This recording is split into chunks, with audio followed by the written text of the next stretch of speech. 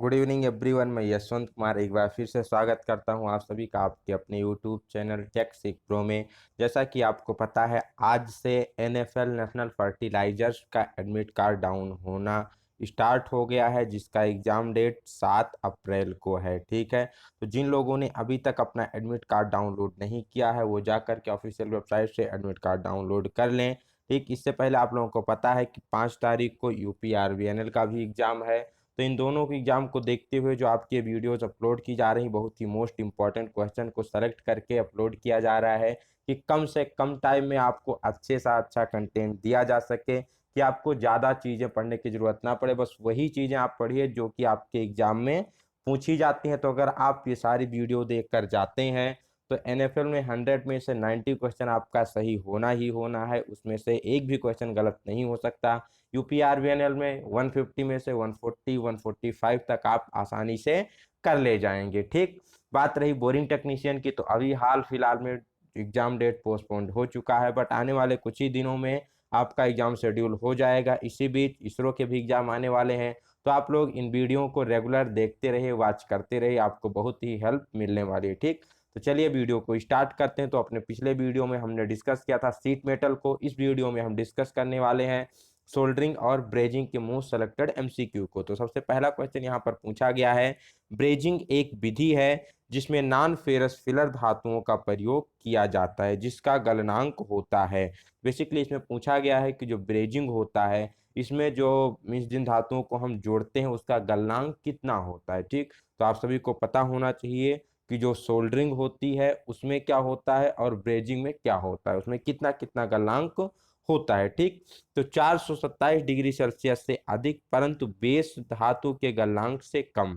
ठीक, ब्रेजिंग में जो गलनांक होता है फिलर मेटल का वो कितना होता है, 427 डिग्री सेल्सियस से अधिक होता है। लेकिन जो बेस मेटल मीन जिस पर हम क्या कर रहे हैं, ब्रेजिंग कर रहे हैं, इसके मेल्टिंग पॉइंट से क्या होना चाहिए, कम होना चाहिए। मान लीजिए आप एल्युमिनियम पे कर रहे हैं तो इसके लिए क्या होना चाहिए, वहां पर जो आप फिलर मेटल प्रयोग करेंगे उसका गलनांक 427 से तो अधिक होना चाहिए, लेकिन एल्युमिनियम के गलनांक से क्या होना चाहिए, कम होना चाहिए। सेम क्वेश्चन पूछा जाता है कि सोल्डरिंग के लिए कितना होता है, तो सोल्डरिंग के लिए क्या होता है, 427 डिग्री सेल्सियस से कम होता है, परंतु बेस मेटल से क्या होता है, कम होता है। ठीक, मीन 427 से भी कम होगा और बेस मेटल के गलनांक से भी कम होगा। कब, सोल्डरिंग की कंडीशन में। ब्रेजिंग की कंडीशन में 427 डिग्री सेल्सियस से अधिक होगा और बेस मेटल के गलनांक से कम होगा। नेक्स्ट क्वेश्चन की तरफ चलते हैं। रेजिस्टेंस वेल्डिंग में प्रयोग की जाने वाली इलेक्ट्रोड की धातु किसकी बनी होती है। रेजिस्टेंस वेल्डिंग में जो इलेक्ट्रोड प्रयोग किया जाता है बेसिकली वो किसका बना होता है, यही इस क्वेश्चन में पूछा गया है। ठीक, तो यहाँ पर कई लोग क्या है, इस क्वेश्चन को देखते ही आप लोगों में से जो ज़्यादा लोग हैं किसकी तरफ टिक करेंगे, आप लोग टिक करेंगे कि बेसिकली ये कापर का बना होता है। लेकिन यहाँ पर एक क्या हो जाएगा, आपका क्वेश्चन गलत हो जाएगा, क्योंकि ज़्यादातर आप लोगों ने पढ़ा होगा कि ये कापर वगैरह के ही जो होते हैं बनाए जाते हैं, जो इलेक्ट्रोड वगैरह होते हैं। लेकिन यहाँ पर ये पूछा गया है रेजिस्टेंस वेल्डिंग में। तो रेजिस्टेंस वेल्डिंग क्या होती है, बेसिकली स्पॉट वेल्डिंग जैसी होती है, जहां पर टेम्परेचर को जनरेट करने के लिए लो वोल्टेज करंट की आवश्यकता होती है। ठीक, किसकी आवश्यकता होती है, लो वोल्टेज करंट की आवश्यकता होती है। और इसके लिए हम किस मेटल के इलेक्ट्रोड का प्रयोग करते हैं, तो कार्बन के इलेक्ट्रोड का प्रयोग करते हैं। आपको ये चीज कंफर्म होनी चाहिए, ये गलत नहीं होना चाहिए। कई बार एग्जाम में पूछा गया है कि रेजिस्टेंस वेल्डिंग में प्रयोग की जाने वाली इलेक्ट्रोड किसकी बनी होती है, तो कार्बन की बनी होती है, ना कि किसकी बनी होती है, कॉपर की बनी होती है। ठीक, तो ये चीजें आप ध्यान में रखेंगे। चलते हैं नेक्स्ट क्वेश्चन की तरफ। रेजिस्टेंस ब्रेजिंग में पावर सप्लाई का स्रोत क्या होता है। जो रेजिस्टेंस ब्रेजिंग होती है उसमें पावर सप्लाई का सोर्स क्या होता है, step up transformer, step down transformer, 1 to 1 transformer, या फिर कोई ट्रांसफार्मर नहीं। तो आपको पता होना चाहिए इन सभी में हम क्या करते हैं, स्टेप डाउन ट्रांसफार्मर का प्रयोग करते हैं। ठीक, किसका प्रयोग करते हैं, स्टेप डाउन ट्रांसफार्मर का प्रयोग करते हैं, जो कि जिसका वोल्टेज अराउंड 2.25 वोल्ट के करीब होता है। ठीक है, चलते हैं नेक्स्ट क्वेश्चन की तरफ कि नेक्स्ट क्वेश्चन क्या पूछा गया है। नेक्स्ट क्वेश्चन पूछा गया है, स्पेल्टर एक ब्रेजिंग एलॉय है जिसमें प्रायः मिले होते हैं। मीन्स यहाँ पर पूछा गया जो स्पेल्टर होता है ये क्या होता है, ब्रेजिंग का एलॉय होता है। तो इसका कंपोजिशन पूछा गया, मीन्स किस किस मेटल से मिलकर प्रायः स्पेल्टर बनाया जाता है और उसमें कितना कितना वो होता है। तो स्पेल्टर में क्या होता है बेसिकली, तो इसमें 50% कॉपर होता है, 50% जिंक होता है। आप ध्यान रख सकते हैं स्पेल्टर को एज ए आप मीन्स ब्रास के रूप में याद रख सकते हैं। ब्रास में क्या होता है 60:40 का रेशियो होता है कॉपर और जिंक का। यहाँ स्पेल्टर में क्या होता है 50% कॉपर होता है और 50% जिंक होता है। कई बार यहाँ पर पूछा जाता है कि स्पेल्टर का अन्य नाम क्या होता है, तो इसे हार्ड सोल्डर के नाम से भी जानते हैं। इसका प्रयोग कहाँ करते हैं, तो ब्रेजिंग में फिलर मेटल के रूप में इसका प्रयोग किया जाता है। इसके द्वारा तांबा, पीतल, आयरन इन सभी धातुओं को जोड़ते हैं। कई बार पूछा जाता है इसका गलनांक कितना होता है, तो जो स्पेल्टर किससे कॉपर और जिंक से बने होते हैं इनका गलनांक 650 डिग्री सेल्सियस से लेकर के 950 डिग्री सेल्सियस के बीच में होता है। अकॉर्डिंग टू इसके इस यूज के अनुसार इसका गलनांक घटता बढ़ता रहता है। ठीक, नेक्स्ट क्वेश्चन की बात की जाए तो ब्रेजिंग की एक विधि में फिलर रॉड के गलनांक की रेंज 620 डिग्री सेल्सियस से 800 डिग्री सेल्सियस तक होती है। इसका प्रयोग इंस्ट्रूमेंट बनाने के लिए किया जाता है। यह विधि कौन सी है।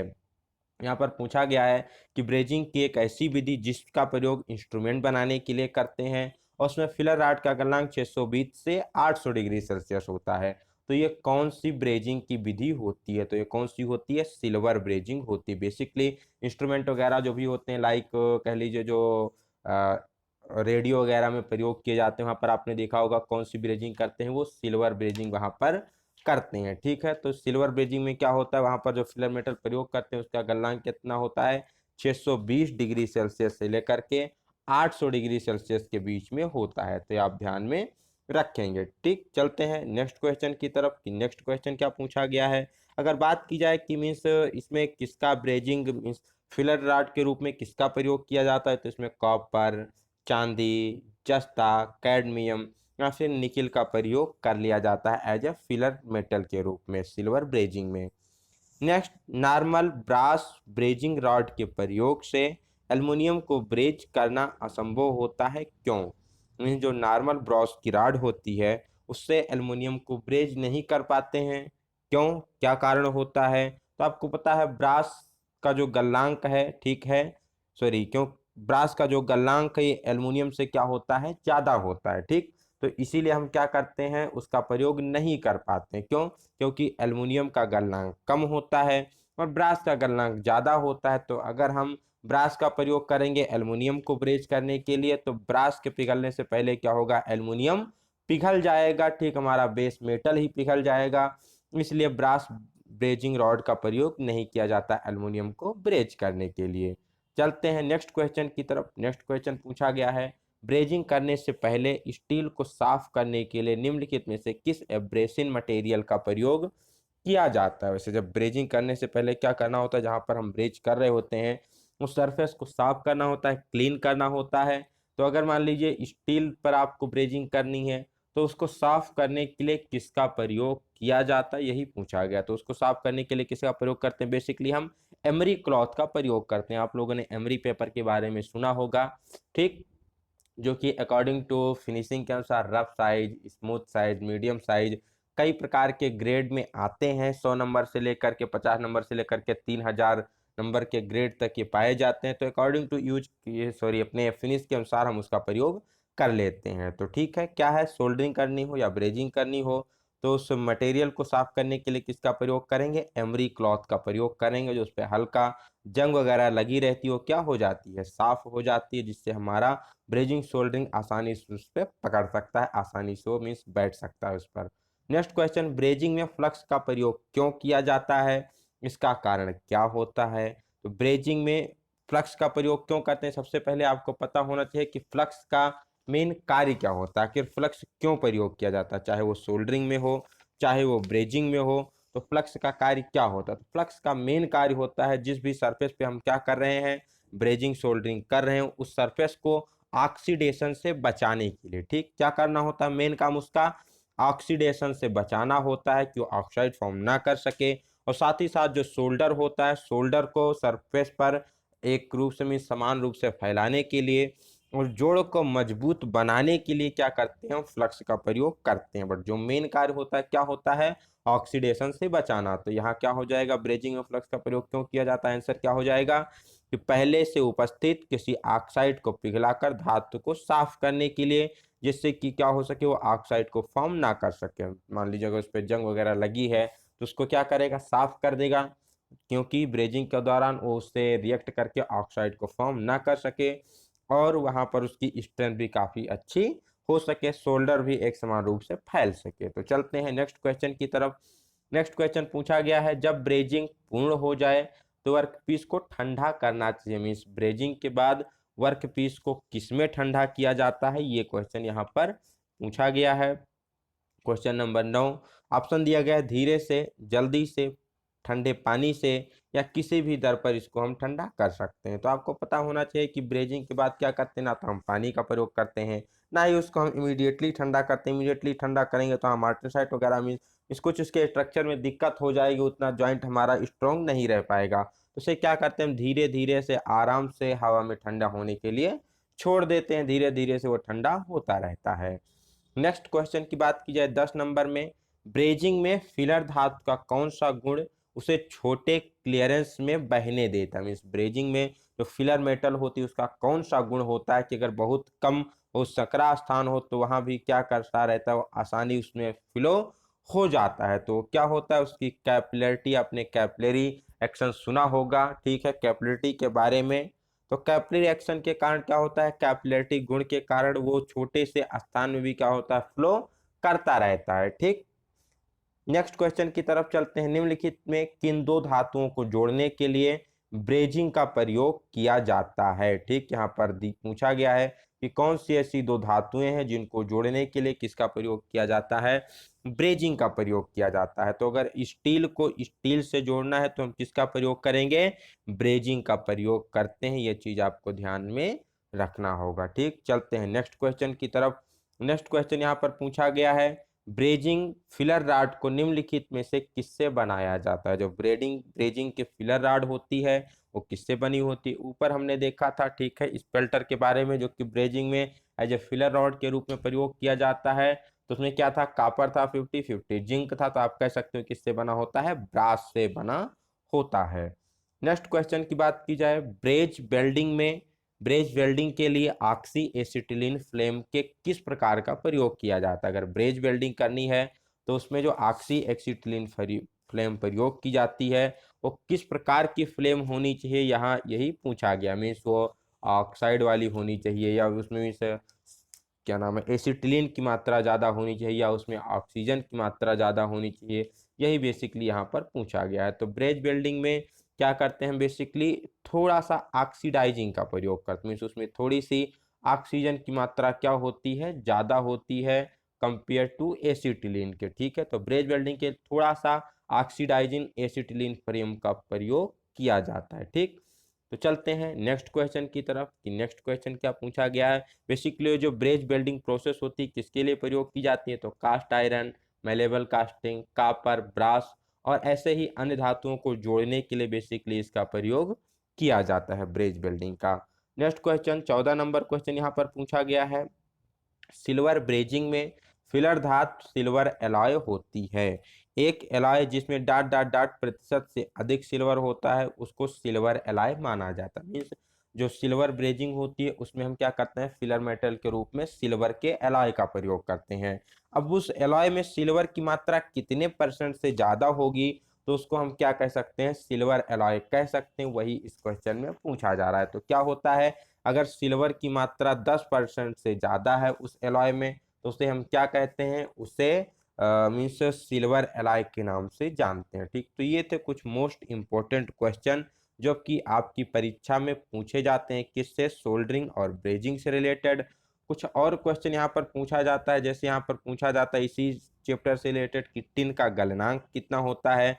तो टिन का गलनांक कितना होता है, 232 डिग्री सेल्सियस होता है। अगर आपसे पूछ लिया जाए कि सोल्डर किसका एलॉय होता है तो सोल्डर टिन और लेड का एलॉय होता है। किसका एलॉय होता है, टिन और लेड का एलॉय होता है, जिसमें टिन की मात्रा कितनी होती है, 63% होती है और लेड की मात्रा कितनी होती है, 7% होती है। तो ये भी आपको ध्यान रखना है कि सोल्डर किसका एलॉय होता है, टिन और लेड का। टिन 63%, लेड की मात्रा 37%। और इसका प्रयोग कहाँ करते हैं, तो हल्की धातुओं को जोड़ने के लिए लाइट वर्क में इसका प्रयोग किया जाता है। कई बार पूछा जाता है इसका टेम्परेचर कितना होता है, तो कहीं कहीं मिलता है 450 डिग्री सेल्सियस से कम होना चाहिए, और कहीं कहीं लिखा मिलता है 427 डिग्री सेल्सियस से कम होना चाहिए। तो जो भी ऑप्शन में दिया गया आप उसके ऊपर जा सकते हैं। अगर रेंज पूछी जाए किस रेंज में होता है, तो 96 डिग्री सेल्सियस से लेकर के 255 डिग्री सेल्सियस के बीच में बेसिकली इसका गलनांक होता है। ठीक, अब अगर पूछा जाए सोल्डरिंग में, मीन्स सोल्डरिंग जब हम करते हैं तो उसमें क्या करते हैं, सोल्डर की सहायता से दो पार्टों को जोड़ते हैं। अब उसमें अगर सोल्डर का हमें गलनांक बढ़ाना है, इंक्रीज करना है, उसका मेल्टिंग पॉइंट, तो किसका प्रयोग करते हैं, और डिक्रीज करने के लिए किसका प्रयोग करते हैं। तो अगर हमें मेल्टिंग पॉइंट को इंक्रीज करना है, बढ़ाना है, तो उसके लिए हम किसका प्रयोग करते हैं, एंटीमनी का प्रयोग करते हैं। ठीक, आपको ये चीज ध्यान रखनी है कि सोल्डर का गलनांक बढ़ाने के लिए एंटीमनी का प्रयोग किया जाता है, और सोल्डर का गलनांक घटाने के लिए किसका प्रयोग करते हैं, बिस्मथ का प्रयोग करते हैं। ठीक, किसका प्रयोग करते हैं, बिस्मथ का प्रयोग करते हैं गलनांक को घटाने के लिए, और एंटीमनी का प्रयोग किया जाता है गलनांक को बढ़ाने के लिए। सोल्डरिंग किस प्रकार की फास्टनिंग होती है, तो एक सेमी परमानेंट, जिसे हिंदी में कहा जाता है अर्ध अस्थाई फास्टनिंग होती है। ठीक, और अगर यहीं पर पूछा जाए कि ब्रेजिंग किस प्रकार की फास्टनिंग के अंतर्गत आता है, तो ये क्या होता है, परमानेंट फास्टनर होता है, जिसे हिंदी में कहते हैं अस्थाई फास्टनर के रूप में जाना जाता है। नेक्स्ट, आपको हमने फ्लक्स के बारे में बता ही दिया कि फ्लक्स का कार्य क्या होता है, ऑक्साइड से बचाना होता है, शोल्डर को एक समान रूप से फैलाना, जिससे कि जोड़ क्या हो सके, मजबूत बन सके। फ्लक्स बेसिकली दो प्रकार के होते हैं, एक होता है कोरोसिव, एक होता है नॉन कोरोसिव। तो कोरोसिव में क्या होता है, जिसमें तेजाब या क्षार की मात्रा थोड़ी ज्यादा होती है, वो कोरोसिव के अंतर्गत रखे जाते हैं। नॉन कोरोसिव, जिसमें तेजाब की मात्रा कम होती है, कह लेते हैं बिल्कुल नहीं के बराबर होती है, वो नॉन कोरोसिव के अंतर्गत रखे जाते हैं। कोरोसिव फ्लक्स में भी कई प्रकार के होते हैं, जैसे सबसे पहला होता है हाइड्रोक्लोरिक एसिड, जिसे हम शॉर्ट फॉर्म में HCl कहते हैं। इसका प्रयोग किसके लिए किया जाता है, तो इसका प्रयोग बेसिकली गैल्वेनाइज्ड आयरन शीट, जो GI शीट होती हैं, उस पे क्या करते हैं हम, सोल्डरिंग के लिए बेसिकली HCl हाइड्रोक्लोरिक एसिड का प्रयोग करते हैं। इसे पानी में मिलाकर बेसिकली प्रयोग किया जाता है। ध्यान रखना है, पानी में मिलाते समय क्या करना है, हमें पानी को HCl में नहीं डालना है, बल्कि HCl को क्या करते हैं, हम पानी में डालते हैं।